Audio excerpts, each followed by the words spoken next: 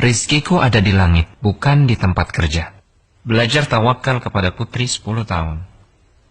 Hatim Al-Asam rahimahullahu ta'ala, salah seorang ulama besar kaum muslimin, teladan kesederhanaan dan tawakal.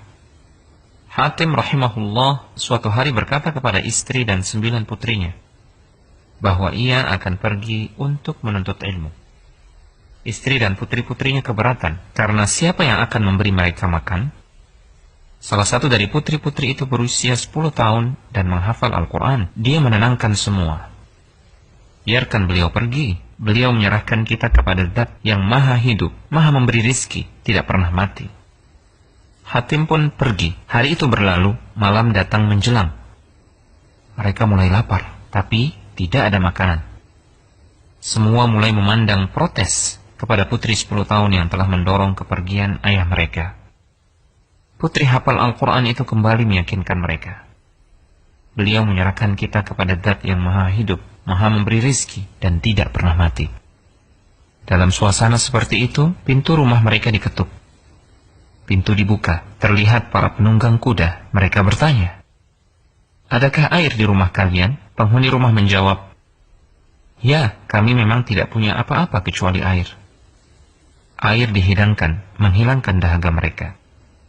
Pemimpin penunggang kuda itu pun bertanya, "Rumah siapa ini?" Penghuni rumah menjawab, "Hatim Al-Asam." Penunggang kuda terkejut. "Hatim, ulama besar kaum muslimin?" Penunggang kuda itu mengeluarkan sebuah kantong berisi uang dan dilemparkan ke dalam rumah. Dan berkata kepada para pengikutnya, "Siapa yang mencintai saya, lakukan seperti yang saya lakukan." Para penunggang kuda lainnya pun melemparkan kantong-kantong mereka yang berisi uang. Sampai pintu rumah sulit ditutup karena banyaknya kantong-kantong uang. Mereka kemudian pergi. Tahukah antum siapa pemimpin penunggang kuda itu? Ternyata dia adalah Abu Ja'far Al-Mansur, Amirul Mukminin. Kini giliran putri 10 tahun yang telah hafal Al-Quran itu memandangi ibu dan saudari-saudarinya. Dia memberikan pelajaran akidah yang sangat mahal sambil menangis. Dia berkata, "Jika satu pandangan makhluk bisa mencukupi kita, maka bagaimana jika yang memandang kita adalah Al-Khaliq? Terima kasih nak, kau telah mengingat kami yang dominasi kegelisahannya hanya urusan dunia. Hingga lupa ada Al-Hayyur Razaq, hingga lupa jaminannya. Dan di langitlah rizki kalian, bukan di pekerjaan, bukan di bank, bukan di kebun, bukan di toko, tapi di langit. Hingga kami lupa tugas besar akhirat. Duhai Allah, janganlah engkau menjadikan dunia sebagai kegundahan terbesar kami."